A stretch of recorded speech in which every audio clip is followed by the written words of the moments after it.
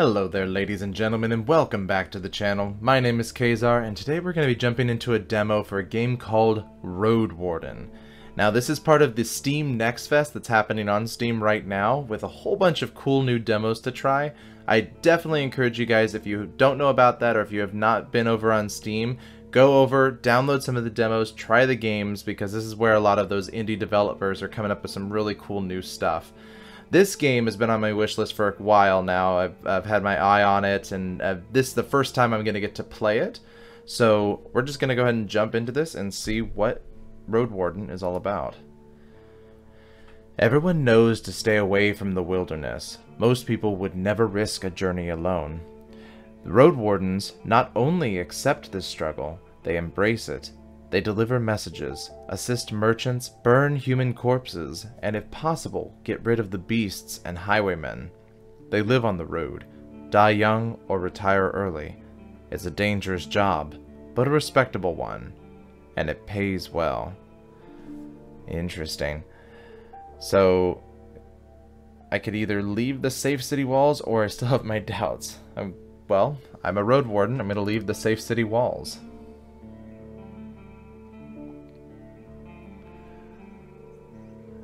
Now, this is a text-based game, so a lot of this is going to be me reading and narrating, with a little bit of the imagery on the side there. The wall is still standing. There are no wolves around, no stench of blood. Good signs. This should be the place you're looking for. You are supposed to meet with a group of soldiers, but you hear no voices, no sounds of labor. The gate is ajar, welcomingly so. But the camp doesn't look safe. It may keep away the goblins and pebblers, but not beastfolk, nor trolls. And the night is near. You hear the exhausted breath of your palfrey. Let's see, I could weigh up my options. Better to avoid the place, I need to look around cautiously, dismount and sneak to the gate, or if anyone's there, I want them to see I'm not afraid. I'm gonna look around cautiously. The birds, insects, and furry critters living among the trees are as loud as usual. It's unlikely that anyone noticed the sound of trotting hooves, though you can't be sure that there are no eyes observing you from a concealed position. The grasses are short and dry, hardly covering the arid soil of this valley, but it would only take you a minute to reach the sparse woods that are getting denser as they climb up the hills. No wonder there's but a single road leading north. Still, the road is slowly getting overgrown. It must be rarely used. I kind of want to dismount and sneak to the gate. No risk, no reward here. So we got 30 minutes before dusk here, is what this says. Take care of yourself. If you're hurt or exhausted, some actions won't be available to you. The weaker you are, the higher the chance you'll die in combat. Okay. When your heavy boots touch the ground, you realize how tired you are after the entire day of riding. Tomorrow, your back and legs are going to hurt. All you want now is an inn with a free table, a decent chair, a nice mug of beer, and some warm stew. Perhaps another time. With any luck, your axe won't be needed here. Slowly approach the gate. It's bright enough to help you avoid stepping on any branches. Despite your weariness, you have no trouble maintaining control over your shell. You know how to stay quiet. If it's a military camp, it doesn't look the part. Much of the space is wasted and there are barely any tents. No soul puts the firewood to use. Two people are sitting at the table, tired and disheartened. They're looking in different directions without paying attention to one another. One of them is holding a cup. After a moment, you notice a quiet humming. You recognize the melody of a light-hearted drinking song from the city port. They don't look like much of a threat. I can enter. You don't try to move quietly, yet it takes them a few breaths to even glance in your direction. The person closer to you raises his hand and gently waves to you. His hair and beard are messy, and there are bags under his eyes. His shirt is simple and dirty, though his high boots look expensive, durable. A mace, with a head covered in iron, hangs at his side, but he doesn't reach for it. He smiles slightly. I take a look at the second soul. Just like you, she's wearing a gambion, or gambison, which in her case wasn't tailored for a female figure, as if she took it off a corpse. Her head is shaven, a common method of treating flesh-eating bugs. She looks at you with a gentle smile, though her absent eyes make her appear drained. They look like people left on duty for far too long. You could believe that they are soldiers. I try to find out where their lieutenant is. You wonder how to phrase your question. Whenever you meet new people, you can influence how they perceive you by selecting one of the attitudes. Okay, so I could be friendly, playful, distanced, intimidating, or vulnerable.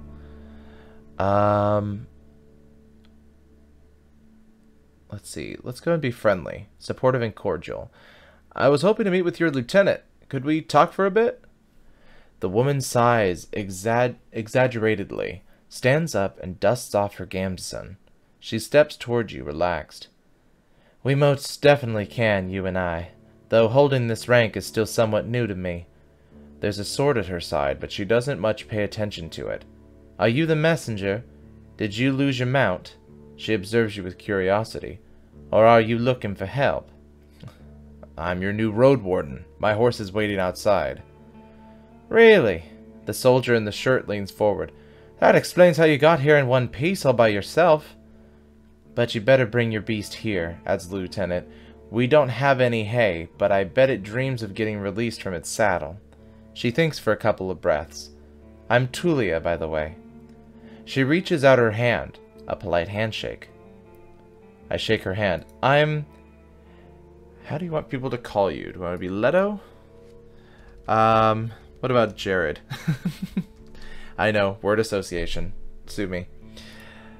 The lieutenant's hand is strong, like a manual laborer's. Her grasp is confident.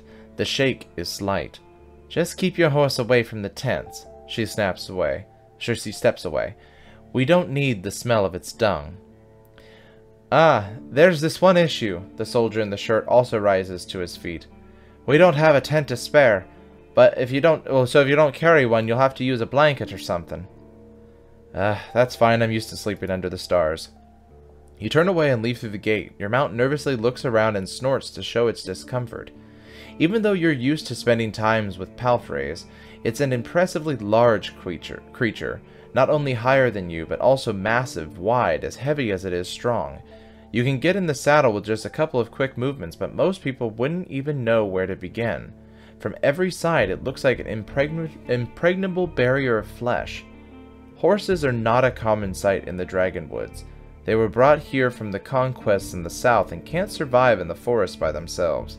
They can run for a long time, but not fast enough to escape all the local monsters. But it's a disciplined beast, trained by the experts since it was a foal. It can keep it together. It's my only companion here. I want it to feel at ease. Once you show up, it takes a few steps toward you. It snorts again, rebukingly. It doesn't like to be left behind, even for such a short time. You scratch the bottom of its neck with strength and confidence, just the way it likes it. People avoid referring to their palfreys and pets as either he, she, or they. Animals are seen as monsters in disguise. Getting emotionally attached to them is believed to lead humans to their doom. But you know that horses are different. They want companionship. They want to be taken care of. Sure, it's difficult to tame them, but at least they aren't as aggressive as wolves. You honestly don't understand how someone can reject the friendship of such beautiful creatures. I speak to it gently and lead it to the camp. You end up next to the campfire. Removing the saddle alone makes the horse nicker with relief. You take a couple of minutes to examine its back, just in case. While the riding equipment is not that heavy for such a strong animal, with enough time it starts to chafe. You wish it had something better to eat than this shabby grass. You should look for an inn. I need to unpack my belongings, check if everything is safe. Let's see here. I've got 3 out of 4 vitality. I feel well. You haven't packed that many things, fewer than you'd wish for, and you lost one of the sacks while fleeing crimson corpse eaters. Worst of all, you have no rope left, but maybe the soldiers could share one. Shouldn't cost more than a dragon bone. Aside from the travel equipment, you own a few valuable possessions, ones that are essential for your trade. So we get a bit of a choice of how we want to spec out our character. So we could be a fighter. I spent my savings on decent combat equipment. I have a fine gambeson, an axe made of steel, and a reliable crossbow with quarrels. I could be a mage. I have talismans that help me use my powers, as well as an iron axe and a worn gambeson. Or I could be a scholar. I carry writing instruments and alchemical ingredients, as well as an iron axe and a worn gambeson. I want to learn more about the 3 classes. As a fighter, you'll have an easier time in physical challenges thanks to your superior equipment and hidden bonuses during dice rolls.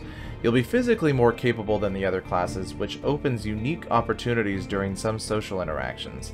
Since you won't need to spend much money on new weapons during your journey, it's the best class for RPG beginners. The fighter's weakness is their reliance on physical strength. Your special abilities won't be available to you if your vitality points drop to 0. The mage uses Pneuma, a versatile but limited pool of energy that can be spent to cast a few humble spells. Magic won't protect you better than a sharp axe, but as a mage you'll be able to heal faster while resting, detect magic in mysterious areas, distract a beast with a simple trick, and find a common tongue with other magic users. This sounds awesome. Using the mage's powers too freely will result in having no Pneuma left when you need it the most. So to me it sounds a little bit more like we get sort of more the roleplay magic. Like if you're thinking about sort of a Dungeons and Dragons-esque thing, we're getting all the stuff that helps us in a little bit with getting past things or detecting magic, but we still have to use our axe to deal with the real conflicts. The scholar will know more about the world's mysteries than you, helping you take advantage of some unusual situations. This class will help you impress the locals with your character knowledge, and you'll be able to read the sparse written clues without anyone's assistance. Scholars struggle with combat more than the other classes, but with enough carefulness and exploration, you'll gain access to alchemical mixtures that will help you escape many dangers. Sounds like easy, medium, hard. That's kind of how it sounds like. I mean, yeah, I'm a mage at heart. I always play a spellcaster if I can't help it. So I'll pick the mage. So you can open an inventory to see your possessions. Where is the inventory? Oh, here it is. Taking hits will damage your armor. You can then fix it in various settlements. Armor 2 out of 4 will stop lighter attacks, but not for long. Okay. 15 minutes to dusk. You unpack and inspect your belongings. Your water skin isn't pierced. The spare clothes are still here just in case. You take a look at your wooden bowl and a mug, your cape, tinderbox, bandages, food rations, a knife. Nothing special or too cumbersome. From time to time, your routine helps you avoid mistakes, but this doesn't make it any more exciting. I return to the soldiers. They are at the table again, observing you quietly and talking to each other, without trying to hide it. Your stomach growls as you see them eating out of wooden bowls. One more bowl was put at a previously unused end of the table, as well as a wooden log that is meant to be used as a stool. I could join them and take a look at the meal. I could thank them for the meal, but I don't want to eat with them. I can completely ignore the meal.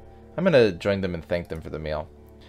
Or it's a cold gruel, a common meal during times of hardship. You've eaten it more times than you can count. This specific bowl is filled with water, hog millet, some strange-looking cereal, and blueberries. You enjoy the blueberries, and only them. A meal of the poor, a part of you thinks, but you know better than that. To welcome you with something to eat, even with a humble dish like this one, is a kind gesture. Soldiers live for and with their companions, constantly on the move from one part of the realm to another, making sacrifices to protect their groups as they face dozens of hideous creatures. Their lives are filled with discipline, hardship, and camaraderie. Roadwardens, on the other hand, learn how to work by themselves. They seldom engage in open combat, patrolling the same roads for years. They help the settlements stay in touch, but also maintain commerce, settle down, forge friendships. They usually follow their own judgment. Different responsibilities. Different lifestyles. Keeping your stomach full will make you stronger. Starvation won't allow you to restore vitality while resting. So if I'm starving, I don't get vitality. I eat quickly, not focusing on the taste. After that, I speak with Tulia. She's focused and carefully chooses her words. Whenever she pauses to gather her thoughts, she glances at something in the distance, but for most of your conversation, she doesn't avoid eye contact. I'm afraid I could tell you less than I would like and less than I should. She nods toward the other soldier. As you can see, there's not a lot of us left. At the beginning of summer, there were 8 of us, including our previous lieutenant. 5 are dead, 1 has run away in tears. We're also strangers in this land, adds her companion. Any piece of information may help me do my job. The man leans forward. His legs nervously shake. He sounds enthusiastic, like a kid who's asking a bard to sing one more story, tell a joke, or do a magic trick. Whatever it takes to escape from boredom. You realize his untrimmed beard hides a much younger face than you had originally thought. What did the officials tell you when they sent you here? I expect not that much. No soul governs these lands. I share what I consider to be relevant. You tell the soldiers how little guidance you've received, since this area is too far away from Hovlavan. That's how you pronounce that. It's too far away from Hovlavan to keep it under control. You were warned that it's untamed and unknown. Who knows how many villagers, bandits, or monsters may be found in these hills and forests. There are no maps that could help you, and you've just found the last military squad that was sent here. From time to time, new people come here to look for boundless opportunities. Most of them never return. Do they turn into walking corpses or find what they were looking for? No soul could tell me, so I was looking for your guidance. The lieutenant drinks from her cup and crosses her legs, ankle on knee. Seeing her chair makes you doubt she'll be able to find a comfortable position. So go ahead. Where should we start? Well, I've lost my rope. Could you spare one? You're in luck. She heads toward one of the crates and moves aside a large linen stack, then grabs a rope that was covered by it. She brings it back and nonchalantly sits down on her chair. If you want it, take it. I was planning on leaving it behind. During some conversations, you can start trading. Cool. I should take a look at the rope. Oh, here we go. Trade. It's a fine rope. A regular rope made of hemp fibers. Costs nothing. I take it. I could take it and offer some food in return. That'd be nice. She leans forward and rests her arms on her thighs, looking down with clasped hands, then meets your eyes. I'd normally refuse, but we need some decent food. Every day I'm searching through our groats, looking for worms and putridity. We forage, but it's not a decent spot for that. I'm grateful for your offer. Having some food rations will make a foggy day not so tiresome. For now, you leave the rope on the table. You already know the right place for it on your saddle. What happened to your squad? The man shrugs. Bandits happened, and monsters. A large group of bandits, though, his companion chips in. When we got to the peninsula in spring, we saw some people living in this camp. The lieutenants decided to avoid it and look for an inn. We had to travel through the night for a bit. Her companion scoffs and crosses his arms, which he carries on. If he had decided otherwise, we would have all died that day. The innkeeper explained that the camp is a trap, that the armed ones pretend to be soldiers, stay there at night, lose everything you have. Sounds like slave hunters. Tulia sighs. Very much so. They killed some and took others away, who knows where. They were letting the northerners go, hoping to avoid their wrath. It kind of worked, adds the other soldier. We asked them for help, but they refused. We had to clear the entire camp on our own, and that's why 3 of our people died. Don't exaggerate. It's not like the lieutenant didn't make a mistake. He wanted to get rid of them and take over the camp, but we didn't know our enemy well enough. We were outnumbered, and they had an ice mage among them. She looks at you. At least we cleared the road. Saved lives. You mentioned monsters as well? Nothing that would surprise you. Most of us who survived the skirmish were young, too inexperienced to spend a summer in this place without a good leader. And they didn't trust me. One of them got caught by a treant. Another one ignored my orders to perform some sort of ritual hunt, so a werebear tore her to pieces. The last one tried to act tough, didn't tell us that he had cut his hand while cleaning his gambeson. She ghastly chuckles. We had to cut it off, and he was so ashamed that he decided to walk north, find a new life, disappear. Idiot. What a colorful journey. The man tries to drink from his mug, but it's empty. At least you made this place safer. Barely. Tulia seems tired, and who knows if it was worth the lives and the effort. I need to know what happened to the previous Roadwarden. Any ideas? Tulia frowns, then takes a deep breath. Aren't you a bit late for a rescue mission? We haven't heard from him for almost half a year. The soldiers speak for a bit between themselves, trying to get their story straight. They confirm that they've met him several times, but he was only willing to speak with the previous lieutenant. He then used the camp once or twice as a shelter and stopped showing up at all in early summer.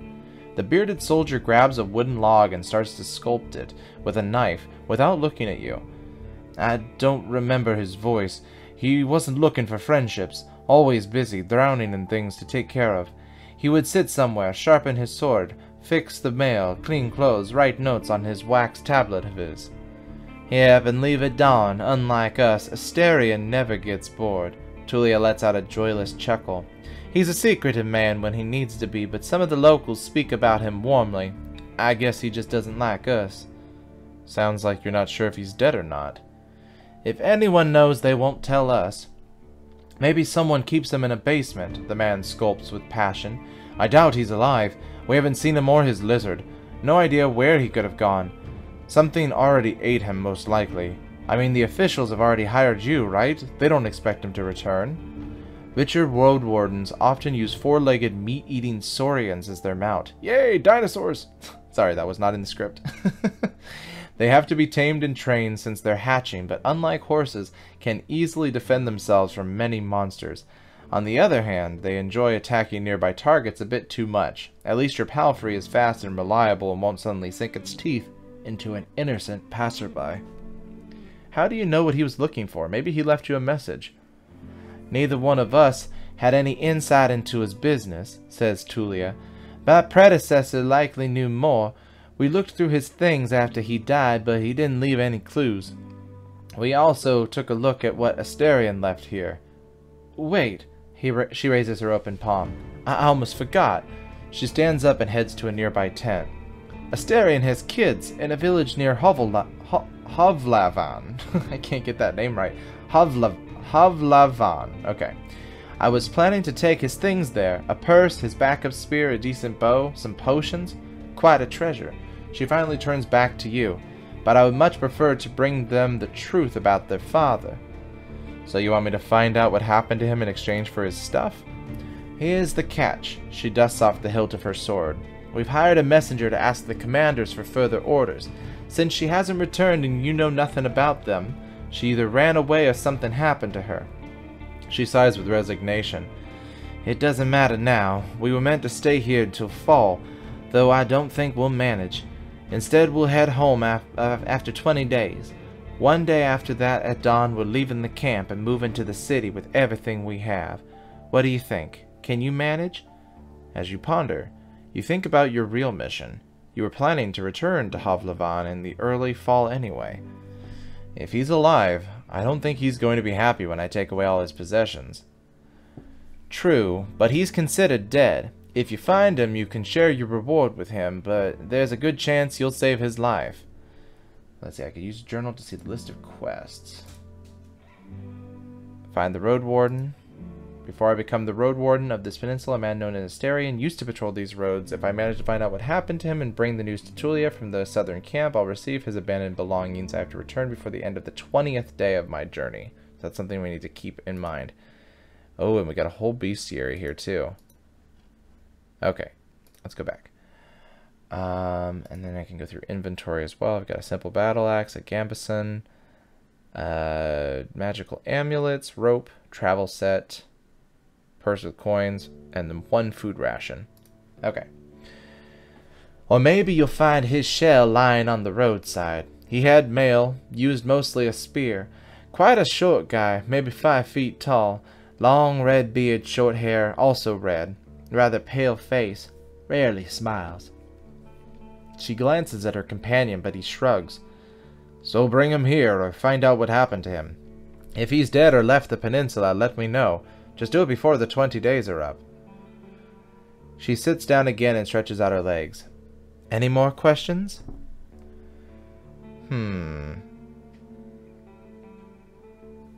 If you were me, where would you go next? The man quickly answers. To the inn, of course. He grabs his empty mug. The one northwest from here. If you can't afford the room, the main hall is free of charge. The locals rarely gather there. The northern road is much more traveled, mentions Tulia, But the hunters will tell you about this and that, and you'll have a chance to introduce yourself. The innkeeper is a man who knows how to listen and knows many souls.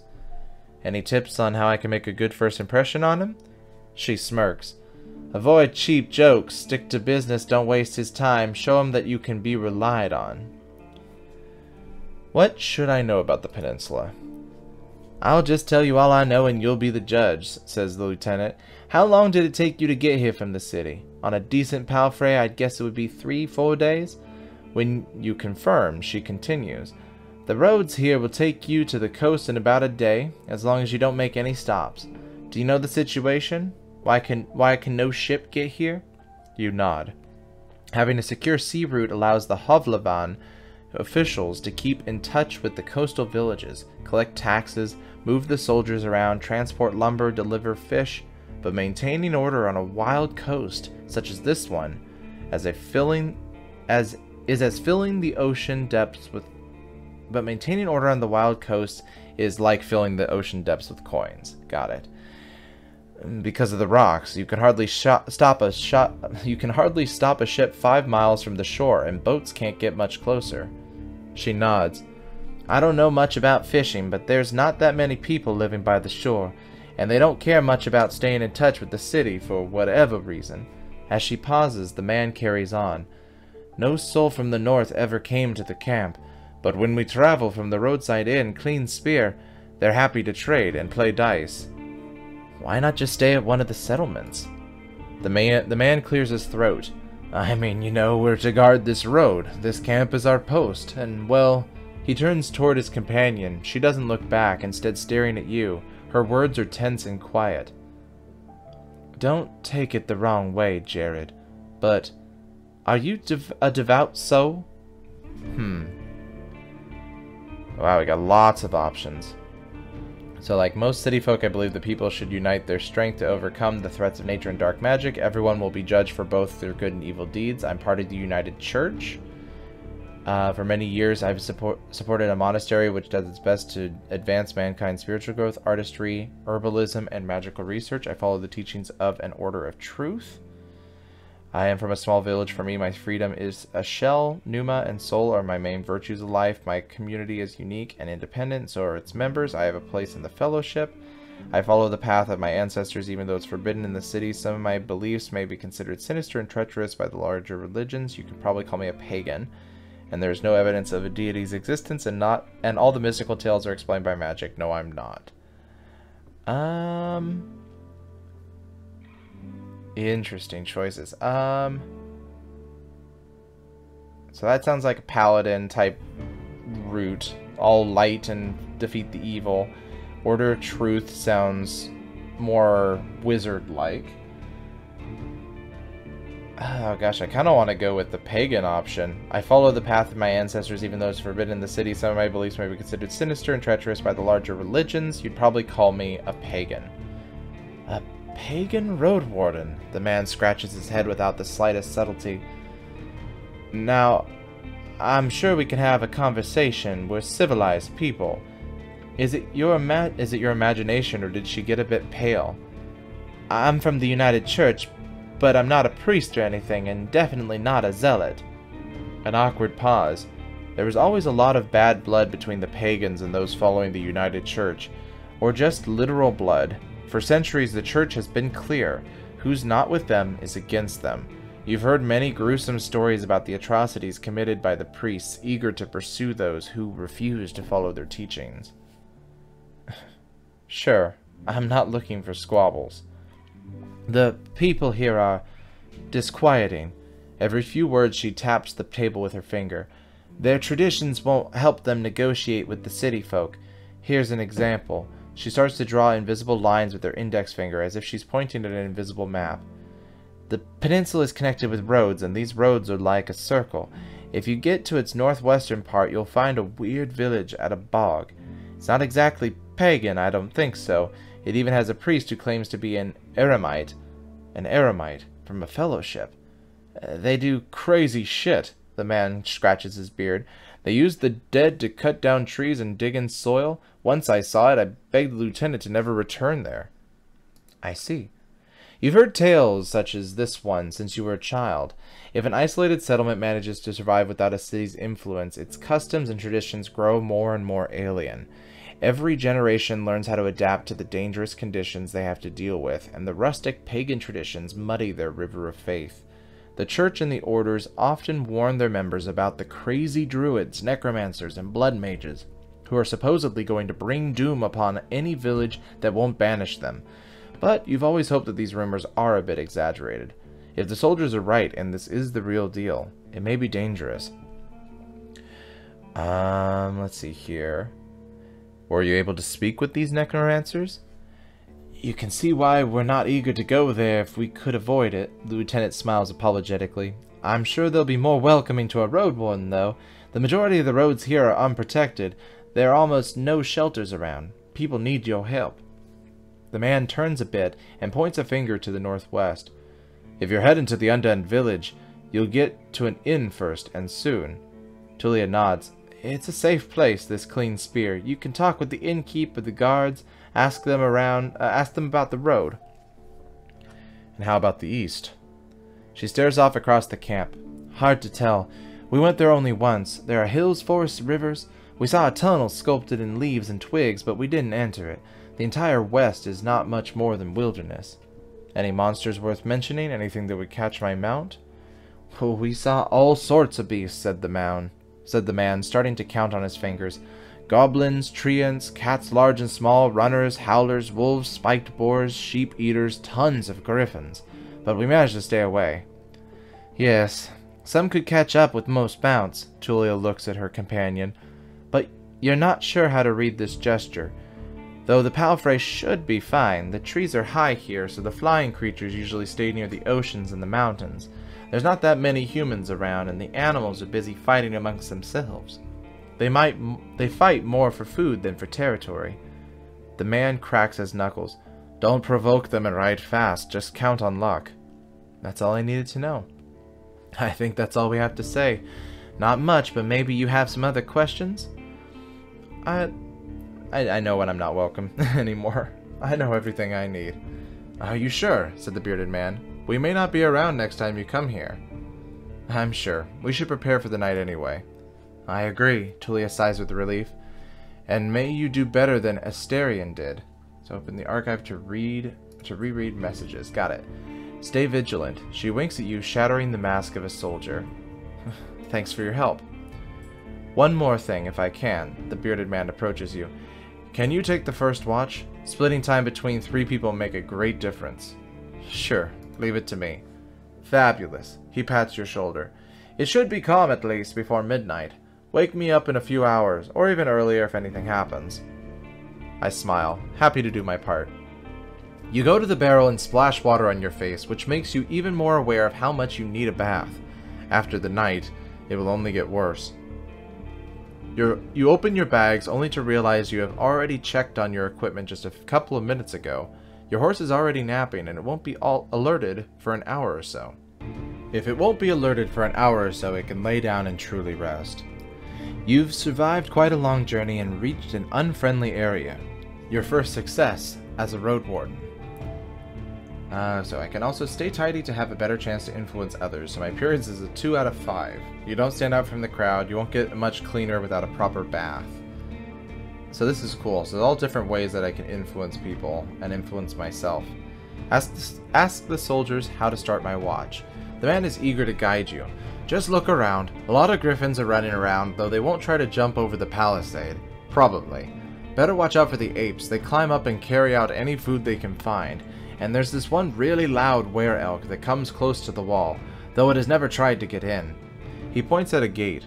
The lieutenant and I will block the entrances there. They're quite heavy, so if anyone comes here looking for shelter, better call us to help you out. And if this someone is being chased by wolves or anything, better throw them the rope instead. He scratches his head. If it gets cold, feel free to make a fire, and the best place is on the watchtower. You might want to put a blanket there or something. The watchtower? He looks at you, clearly confused by the question. Oh, here! He points at the pile of crates. Just climb up the tallest one. You'll have a great view. He snickers. But you know you won't be able to spot any movement under the southern under the southern part of the palisade. Maybe the real danger comes from the north. Also, I know you're tired, after all that riding. He points at the tent on the other side of the camp. I can handle a couple hours sleeping on the ground if you wish. Go there after me and rest, just this once. At least I have a pallet inside. I walk away. I'm fine, don't worry about me. You put your blanket on the tallest crate and sit down. From time to time your back hurts, but it's not that bad. You may be tired, but you do your best to stay awake. The night is warm. The sporadic summer breeze brings nothing but gentle refreshment.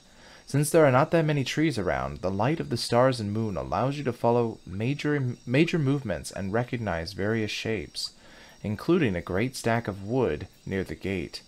During your watch you see creatures of many shapes and sizes, like the three-horned deers trying to challenge one another before they clash their antlers. The two-legged feathered lizards appear, leading its much smaller offspring. The furry beasts try to intimidate the predators with roars and aggressive head movements. After a few moments, both sides slowly walk away, not willing to risk the fight nor to admit their defeat. I don't let it distract me. I keep looking around. You hear the death screams of distant prey and the mating calls of monkeys. Runners are chasing a gray hare. A group of musk oxen lazily chew the grass, preparing themselves to sleep. A dusk fox is running together with lynx, acting rather playful. You note to yourself that apparently such a companionship is a possibility, though you don't think it's a crucial piece of information. Thankfully, you never have to intervene. You just sit there, watching the not-so-distant forest, trying to outlast your sleepiness. You can only guess how much time has passed. Once you feel you've had enough, you climb down and go to a tent, waking up the man with just a couple of words. You confirm that nothing important has happened. I look for a place protected from the wind. I use my bag as a pillow, put my blanket on the ground, and cover myself with my cloak. You aren't used to sleeping in such harsh conditions, but it's better than nothing. The weather is gentle. Maybe you won't catch a cold. The stars instantly inspire your dreams, both with their splendor and by making you look for patterns and shapes among them. Your job, or maybe an adventure, starts tomorrow.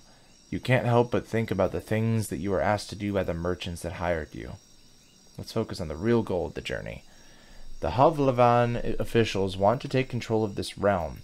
You're meant not only to protect the travelers, but, even more importantly, to explore the peninsula, find valuable spots that would convince the merchants to organize a new trade route, figure out if there are any precious resources that could invite more settlers. You need to talk with the locals and get to know them, maybe even convince them to collaborate with your employers. Could they resist the arrival of soldiers? Are they going to oppose the laws of the United Church? Are there any activities that need to be eradicated, such as blood magic, necromancy, robbery, or slavery? At least I have time, 30 days to be exact. I need to be as thorough as I can be. Once you finish your reconnaissance, you should return to Hovlevan, report back to your employers, and get your reward. In the meantime, you have your own goal to pursue. Let's see, I can gather extra coins so I can help someone I care about.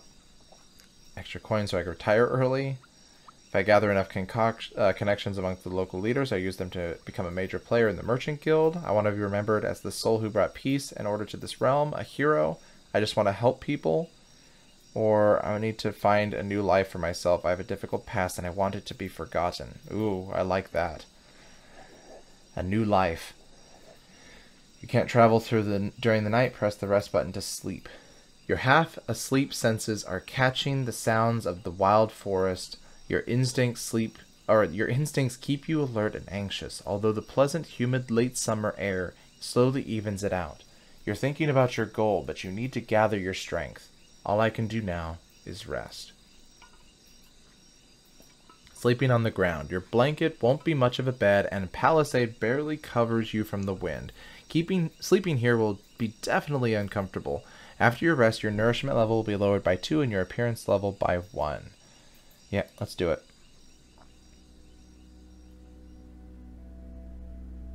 You take a look at your amulets. For most people, they would be nothing more than trash, but you wouldn't sell them for a purse of dragon bones.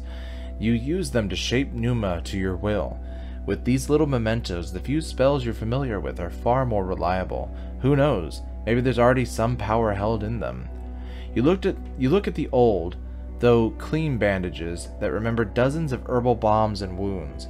You can put them on your hurting muscles, bruises and scratches, then hum an old song about time which either heals all wounds or kills us too soon to let us bother with our problems. After a few hours or so, the linen will warm up, confirming it did its job. Maybe it will even out some of the pain of sleeping on the ground, though you'd lose some of your energy.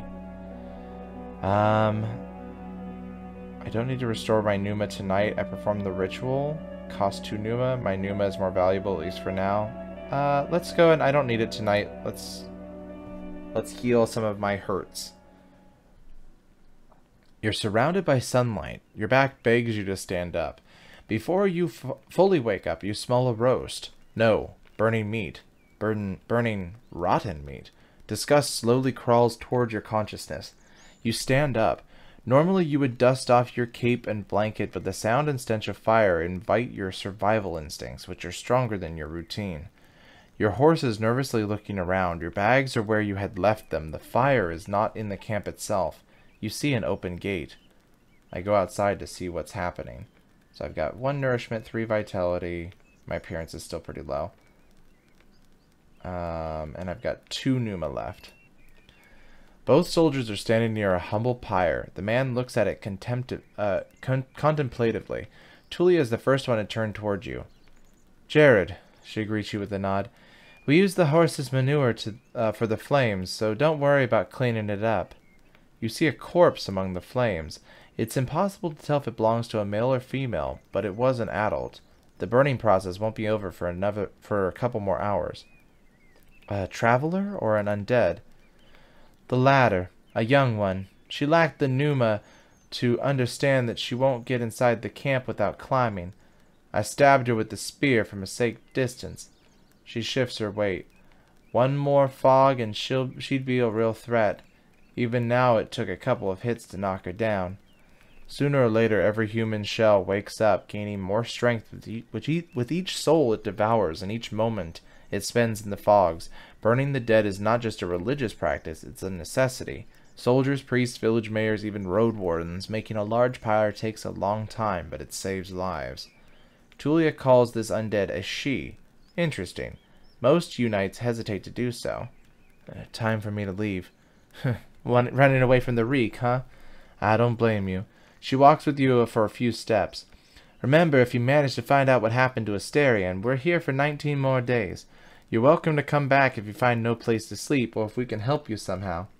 You shake hands. Her grip is firm and confident. It was nice to meet you. Good luck on the road. These words make you stop. An old farewell, now infamously mocked in a certain number of songs and tales. It's seldom used without scorn, yet you detect no hint of sarcasm in Tulia's voice. You wonder how many acts of kindness like this one you're going to experience in the days to follow. She returns to the pyre. I prepare myself for the journey. You gather your possessions and prepare the things that need to always be at hand. You put on your gambeson and make sure that your axe is safely attached to your belt. Preparing any palfrey for a long journey takes a lot of time. It needs to warm up. While putting on all the riding equipment on it requires a lot of attention and needs to be at least double checked. You hope to find a place to make a stop later on. If a horse gets no hay and is forced to graze on wild grass, it can eat for over an hour at a time before it feels full. After half an hour, you can sit in the saddle. The horse nickers, happy to travel with you. It's time for you to get to the crossroads north of here. Alright, use the travel button to see the map. Day 1. Travel forward to continue your journey. Travel to Halvavan to end your adventure. Alright, upwards we go. It's still early in the morning, but even at a later hour, you wouldn't expect to meet any travelers in the valley. The warm summer breeze lures your mount forward, and it's happy to trot. You rarely pay attention to the noise of birds during daytime, but right now, even their singing strengthens the guise of serenity. After just a couple of minutes, you hear annoying screeching ahead of you, with hints of gurgling. It's high-pitched, spasmodic, clearly coming from the multiple throats. You recognize the sound, and after getting a bit closer, your eyes confirm your suspicions. It's a group of 4-legged griffins. They're larger than a fox, and merge features of birds and furred beasts. Each one of them has a different size, coat, and colors, and their temperaments are just as varied. Their fronts are covered with vivid feathers, while their rears have darker fur. Their wings are massive, making them impressive jumpers, but they're too heavy to fly. I should distance myself and observe them for a while. You've encountered a family quarrel, or maybe a fight for dominance. About 24 beasts are in the middle of the road, yelling, brawling, and chasing each other around. You can't blindly enter the forest. If these or other creatures chase after you, a thicket would be disastrous for a horse. There are reasons why travelers stay as close to the main roads as possible, and why adventurers move in groups. Usually, the safest approach would be to stay where you are and just wait for the pack to get hungry. It may, however, take up to a couple of hours. You're thinking about your conversation with Tulia. You don't have that much time to find Asterion. So if I have enough Pneuma, I can cast spells to access unique interactions. Do I just click spell? Oh, interesting. Can I go... Oh, I can't go back. Alright, so I chose the spell option. I grab an amulet and shape a missile of light. A harmless flare will frighten them off. Cost 1 Pneuma. Oh, I can... Okay, there we go. I can click spells on and off. That's cool. I take my axe and hurry the horse. If we ride fast enough, we should be fine. I should stay here. Better safe than sorry. Let's go ahead and take my axe and hurry the horse. Initially, your horse's... Ooh, vitality just went down. Initially, your horse completely trusts your guidance, though after a few more steps, it snorts. You prepare your axe and get ready to push away any griffin willing to jump on you. Once you get in the middle of the surprised herd, your mount squeals and gallops forward. The creatures in front of you flee, but others try to jump at you from both sides. You kick 2 of them away, but the third one scratches your leg. It hurts, though only a bit. You ride away, and the griffins can't keep up. You still hear their screeches when your mount slows down. Once I get to a safer spot, I stop and clean my wound and bandage it.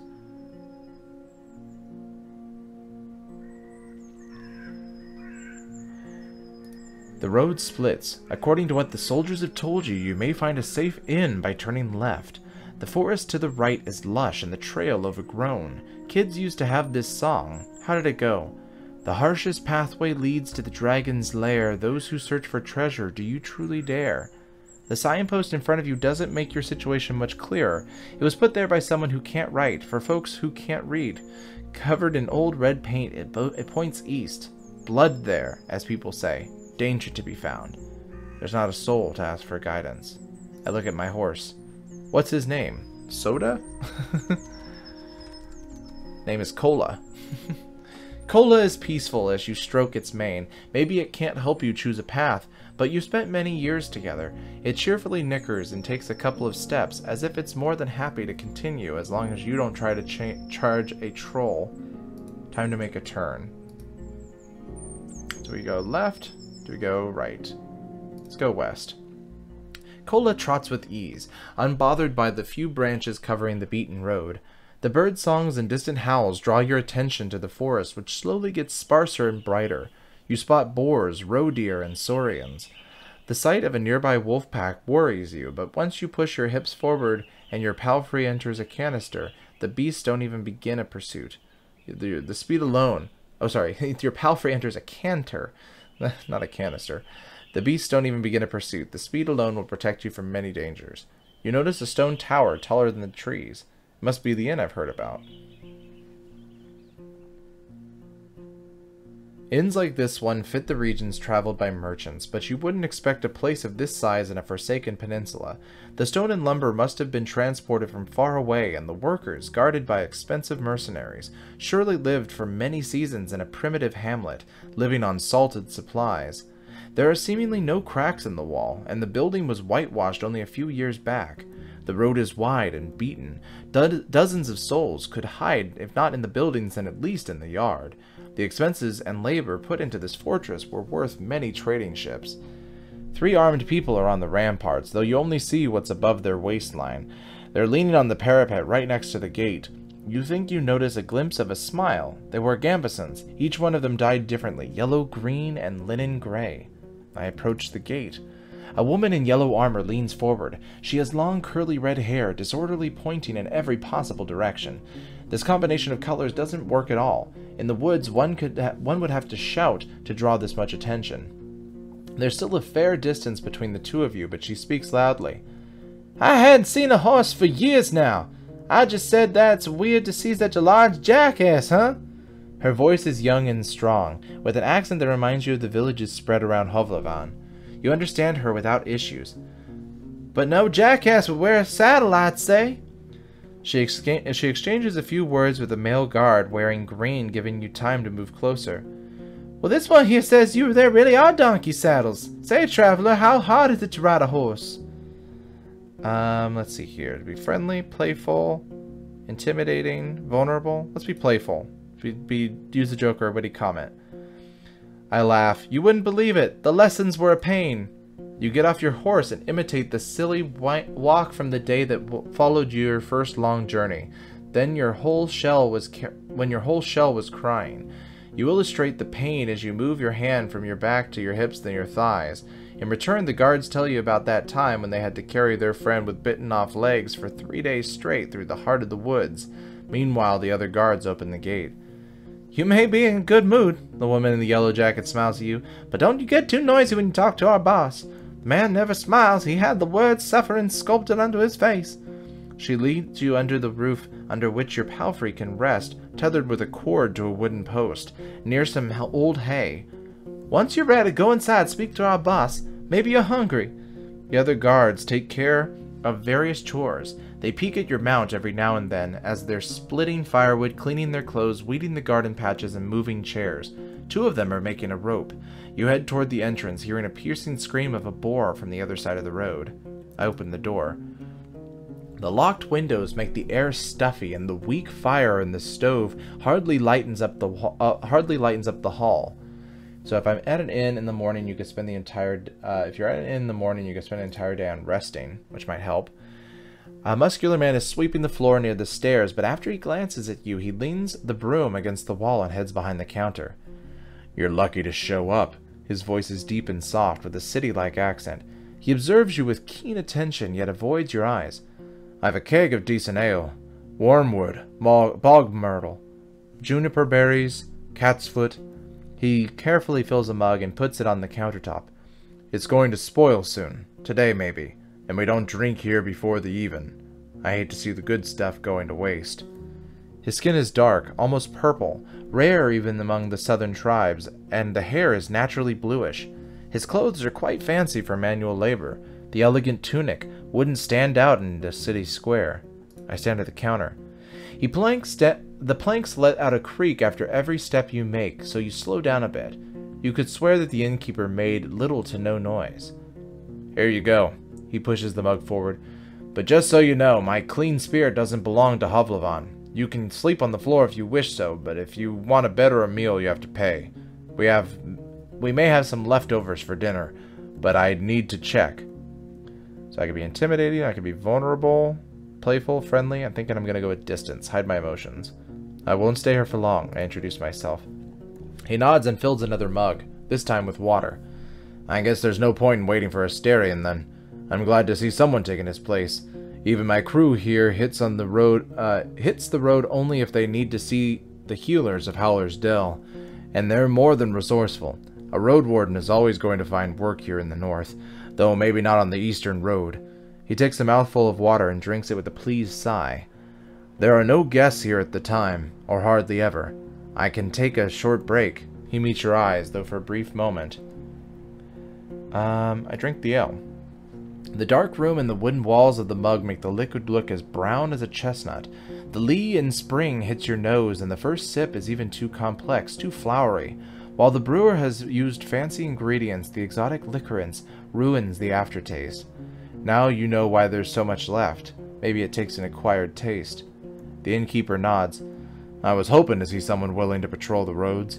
Maybe you'll help me with a worrying thought I have. Which is? There are brigands in the woods. Our place is a stronghold, so I'm not afraid of an open strike, but they've got more active in the last 2 years. One day they may steal our furs, and I've no doubt they're the reason why merchants come here only once. Having bandits around gets expensive. He rubs his hands together, camouflaging his paws. I want you to reach Howler's Dell, northwest from here. It's the largest settlement around. I'm sure you'll get there sooner or later. Ask Theus, the mayor, about Glossia, a bloodthirsty wolf of a woman. I've heard rumors about a raid in the north. If Glossia is ready to break the truce with the locals, I'm willing to join forces with them to get rid of her band. He looked at a nearby dragon bone. Not too difficult, right?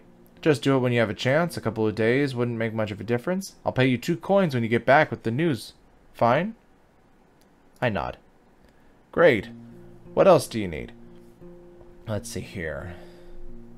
I probably should eat something. Do you have any leftovers? Yes, I fed them to our boar. I won't give them away for nothing. He tells you to wait, then leaves the building for a few minutes and returns with a wooden bucket and a long stick ending with a hook. Go through the gate and turn left. You'll see a bunch of bushes. We'd eat some berries, bring back a bucket full, and you'll be done in half an hour. Your horse could use a nap anyway, and I'll prepare something to fill you. The hook is not made of metal or wood. It's a long, curved claw, almost black. I reach for the tools. Half an hour? That's quite a lot for berry picking. The tools are cold but not heavy. You notice a pair of thick gloves at the bottom of the bucket. Ah, the berries are not the problem, the innkeeper smirks. Unlike the snakes. Better scare them away with a stick or move them with a hook and protect your hands. The little ones won't eat you, but don't get bitten. I'm sure you know how to be patient. Fine, I'll go right away. You step outside. Kola is lazily looking around. You hear the sounds of work coming from the armorer's workshop.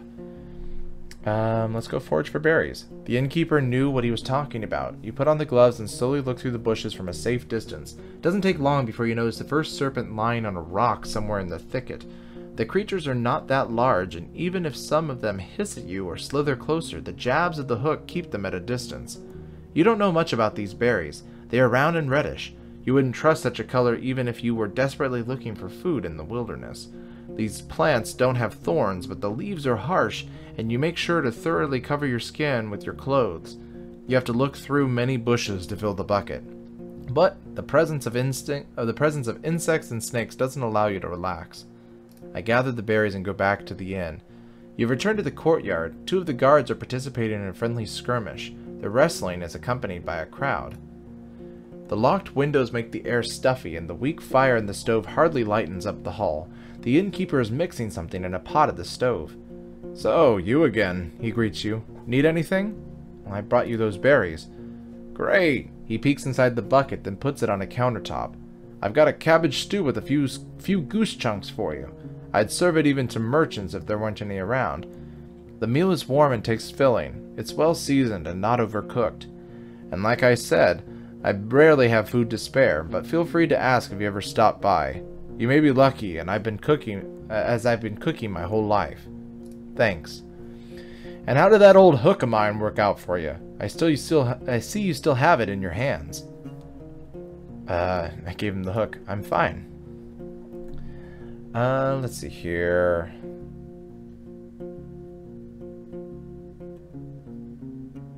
I want to say, I'm looking for Asteria in the previous Roadwarden. How are you now?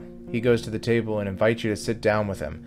I don't think I'm going to be much help. He rests his elbow on the table and quickly grunts to clear his throat. But I do want you to find him, so... When asked about his intentions, he measures his words. Asterion and I have made a risky deal. Well, a very promising one. Last time he was here, he took 50 coins, my half of the investment. He anxiously knocks on the table with a fist. If you get my coin, or at least find out what happened to the guy, I'll make sure you won't be disappointed after bringing me the news. Could it be that Asterion stole the money and ran away?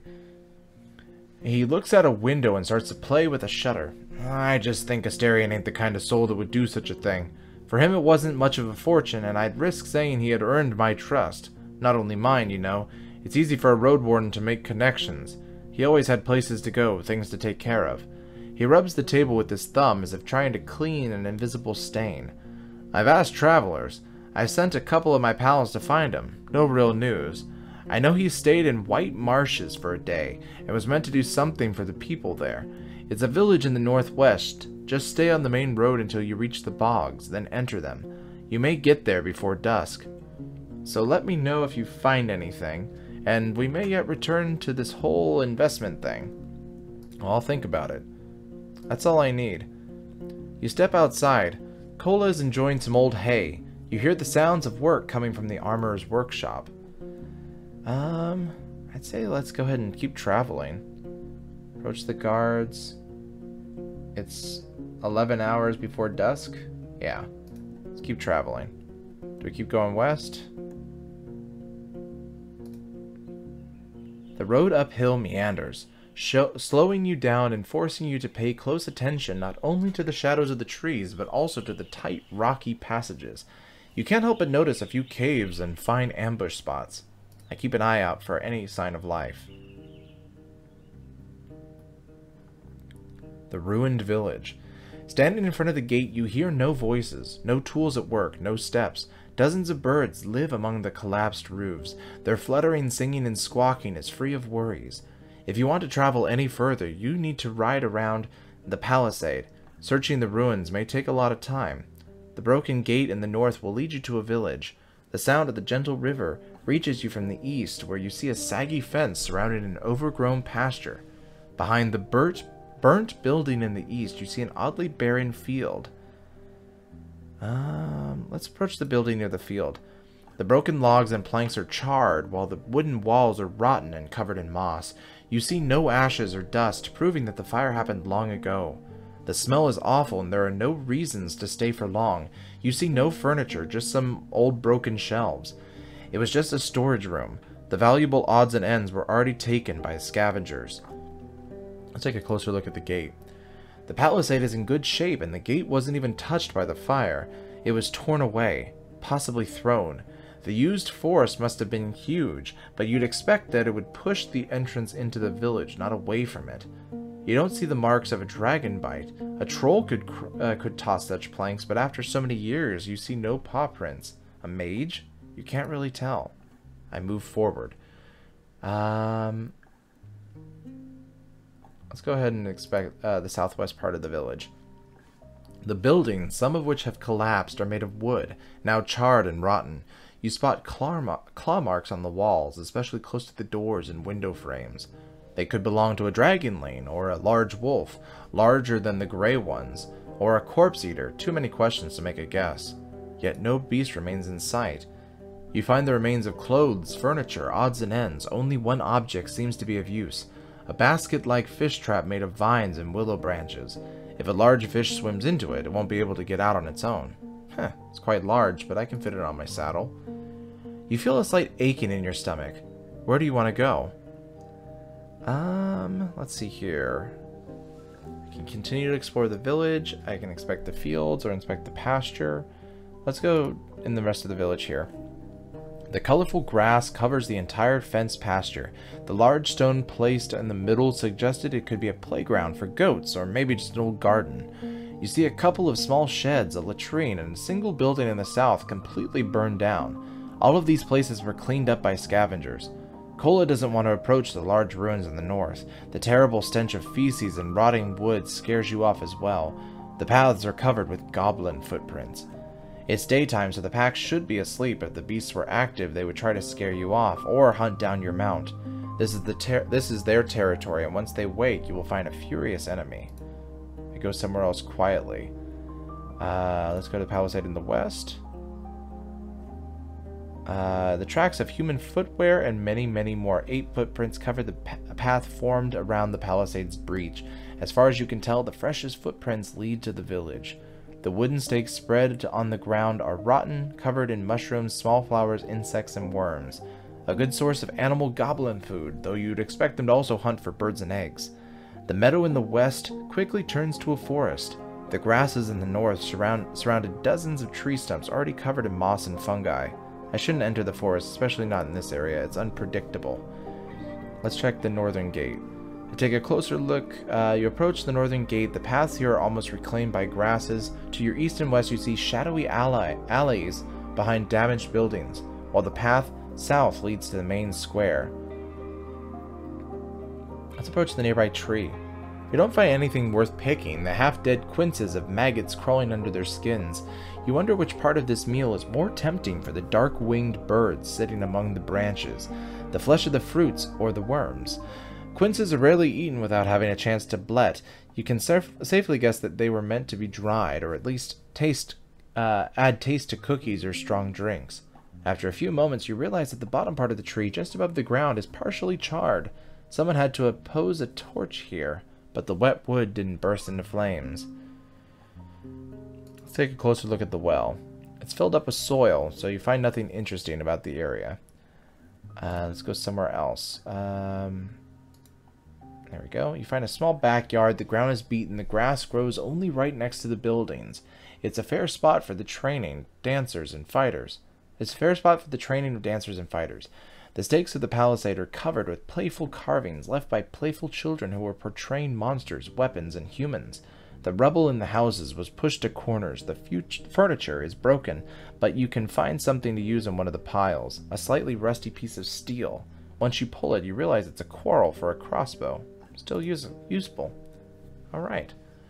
The closer you are to the village and the longer you stay around, the more sick you feel. The taste of the gastric juices hits your mouth. Your forehead hurts. You start to stumble. Kola, worried by your sight, pokes your head with his nose. I have to remain strong. I push through the illness. That's because I'm starving. After another few steps, do I have something to eat? I got supplies. Can I eat them? Yeah, let's do that. Okay. There we go. That's better. After another few steps, you return your last meal. You spend a minute or so, lean forward, gathering your breath, then wipe your mouth. You feel better. Where do you want to go? Let's inspect the pasture. You don't find a single sign of the livestock that lived here in the past. Any bones, horns, antlers, or dung have already been devoured by the wilderness. The pasture ends at the river. On the opposite bank, the meadow turns into a thick forest, impenetrable for a rider. What are the chances that a herd of defenseless animals could get there and survive?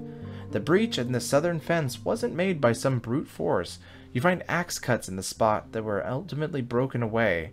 After all these years, there are no tracks that you could follow. Main square. In every village, the main square is the fanciest area, meant to charm the travelers. Yet, this is way more than you expected. The houses are as big as in Huvlavan, and the paved ground took a lot of work and materials. The walls, now charred and riddled with holes, are made of an expensive coated wattle. The tiles for roofs also had to be brought here from a different settlement. You peek inside the 3 smaller buildings, the rotting remains of their former splendor. The birds living in dozens of nests respond to your arrival with quite a commotion. You don't find even a single dragon bone, nor a tool or a piece of furniture left unbroken or unrotten. You're surrounded by bad smells, dirt, animal droppings, and garbage. The well also stinks. It has no bucket, but you'd be afraid to use it anyway. Who knows how many birds have relieved themselves inside, or how many old rats have found their death while climbing up the walls. Suddenly, you hear sounds coming from the largest building. You feel a slight aching in your stomach. I should check it out. I prepare my axe. You step cautiously and take a peek inside. The flickering candlelight shows you broken furniture, yet no signs of burnt wood. There's no smell of putridity, only an unpleasant whiff of urine and sweat. You consider pulling the other door when a masculine voice proves that your presence is not unnoticed.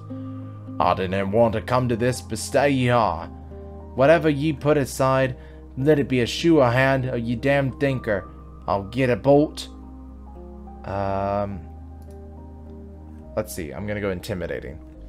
Are you really going to bet everything on a single shot? Don't miss, or I'll get angry. Angry enough to swing my axe. You hear a long sigh. You're right. I'm not even a brawler, I hear that. There's the sound of a heavy object being put on the floor. That's my ballista. I'm no threat, you know. Just keeping myself safe. Scaring away the outlaws and ape men. Come in, roadster. But don't you breathe too deeply. This place reeks. The man's voice is shaking and his accent is tricky for you. He could be from the distant south, but as long as you don't speak too quickly, as long as you don't speak too quickly, you understand one another. You don't hear any other movements, breathing, or voices. Still holding my weapon, I walk inside. The dense smell of urine hits you with full force.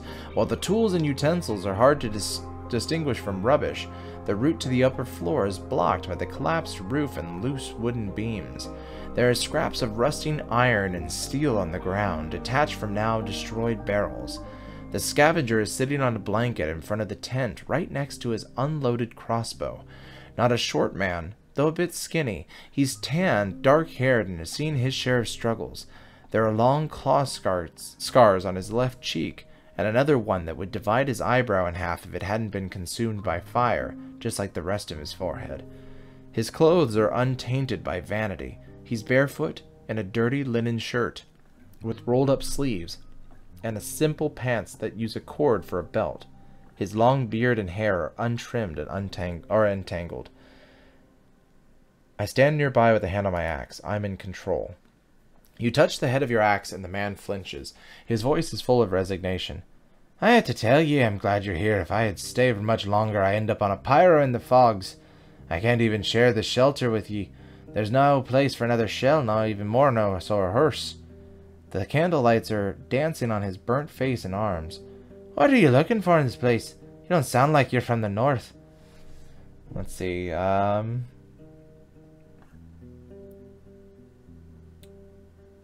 Let's see, I want to make sure there's no undead crawling around it. He nods. I've seen none.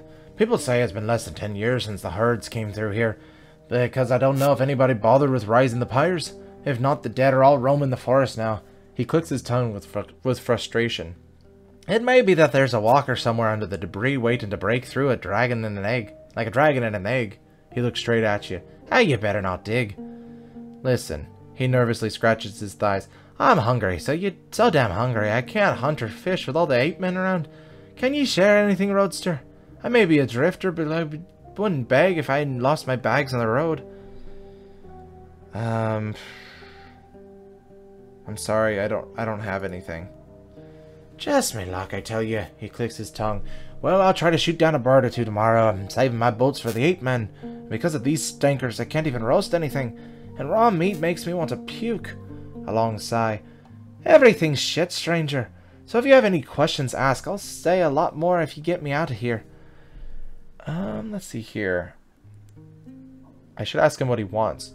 Where do you want to travel now, and what will you give me for my help? Let me explain first, I was in Howler's Dell, the closest village to the east and the north. People there are nice, you know. Not like in old Pagos. They're all born and grimmer than a crow. But they cried coin for everything, and goddamn coin. I left. I wanted to go around look around the ruins, see if there's nothing left. They moved a clean spear and hired the hunters to help me out here. No luck. Bunch of grifts jumped on my pack of bird. Just bought it. He spits on the floor. Fast and nimble and not brave enough to listen to me when all that screeching and scratching started. So I ran away with my bags. Few fell on the ground and I pulled them here. Bye-bye, see how it is? I don't travel around with a tent on me back. He taps the crossbow with his fingers. I need maybe a day more, just a day, and I'll have all the iron scrapped from the barrels so I can move forward. But I did enough of my stuff alone, and without me, around the 8 men are going to break in and steal my shit.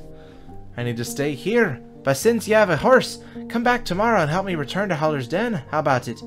I just need to know that the road is safe as it can be, I mean. I don't work for free. I have ways to pay ye, don't worry. I can give ye dragons, but I have to sell the iron first, so I need a bit of time, you see. 5 for a short escort would be plenty, I'd say. But if you want, I can give you a secret jar of mine, a very fine mixture that scares 8 men away. Works on pebblers, too. When you ask if all of this stench of urine is somehow related to the potion, he just winks and chuckles.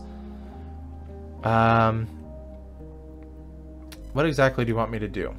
I need you to make sure there's no danger hiding on the road from here to Howler's, or rather I know there is some danger, but as young as ye can get there and safely return, I'm sure we can handle some Roman monsters.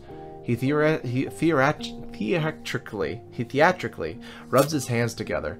This ballista has hit more beast skulls than I have fingers, and I've never lost a finger, Roadster, only the toes. Maybe to prove it, he starts to count on his fingers. So see if the road there is clear, then come back here tomorrow. We'll pack my stuff on your horse and move out. But don't come when it's close to evening. We're close to need 3 hours on our feet, and I won't push through the night. Even sleeping next to an 8-man tribe is safer. He chuckles. And don't make me wait too long. I can wait for a couple of days until I find some food. But if you don't be back, I have to risk it no matter what. Fine, it's a deal. I'm gonna escort you. Thanks, Roadster. Just come back tomorrow. I'll make it worth your time. It's time for me to leave. Let's go ahead and inspect the clearing to the west. The meadow is lush and colorful and so dense it's unsafe for a rider. For a couple of minutes you lead Cola with a rope avoiding the potential disaster in case of hoof falls into an animal den. Being forced to travel around the palisade every time you get here is going to be a pain. Most of the tree trunks look similar to have a comparable size. They are most likely planted with the sole purpose of being cut down and used by the locals, though cutting so many trees at once, that alone could provoke the wrath of the herds. Such a process should be spread across a couple of seasons, and you can't be sure that is the case. In the west, the north, the clearing turns to a wild forest. In the east, you see a road leading north. Let's see here. Here we go. The debris was partially moved outside the destroyed houses, but you find nothing of value. The table, cupboards, shelves, and bits and pieces were carefully ransacked. The wildly growing vegetables and herbs are the only remnants of the abandoned gardens. You spot fresh human footprints at the entrance of the latrine, most of which lead to and from the center of the village. You notice and set up simple tools leaned against a pile of rubble. A wooden spade and a shovel, a pointed stick, a hoe with a bone head, a stone axe. All of them are too old and too awkward to bother with transporting them around, but you'll know where to find them if you need them in the future. Definitely good to know. Alright. Your stomach makes you, lets out a painful groan. Alright. Well, ladies and gentlemen, this is Roadwarden. I'm totally digging this because, for those of you who are of a younger generation, this is what games used to be like. Except it's a little bit more straightforward, with nice pictures, and you get to choose your avenue rather than used to be having to just type in directions you wanted to go in before, you know, 3D pictures and things like that were a thing. But I'm loving this. I'm loving the travel aspects. I'm wondering if there's combat or if I just haven't gotten to it yet. But this far into the game, it definitely seems like majority of the game is kind of figuring out how to talk through situations rather than just like blowing your way through. Using the magic, I can see is going to be a really cool aspect of this because, as I said before, it definitely seems to be looking at magic as something that is more role-playing rather than attacking. Though again, if we do find out if there's combat in this game later on, that might be something that that will come up in combat. It might or might not. It might be more stunning rather than attacking, like damage dealing. But still, very, very cool. Loving what this is. If you want to see more of this game, go ahead and wishlist it on Steam. Again, or just go out and get the demo right now and try it yourself, because obviously it's kind of a choose your own path. Your path will be very different from mine. You could be a different kind of warrior, Roadwarden out here. You could be a warrior, you could be a mage or a scholar. All sorts of different paths to take. But ladies and gentlemen, I'm going to leave you here at this lovely abandoned hamlet in the middle of nowhere. If you enjoyed this video and want to see more of what's coming on the channel, hit that bell icon to be notified of new videos. Subscribe to this channel so that you can see all the new content that's coming onto it. Like this video so it shows up in the YouTube algorithms. And as always, folks, I will see you in the next game.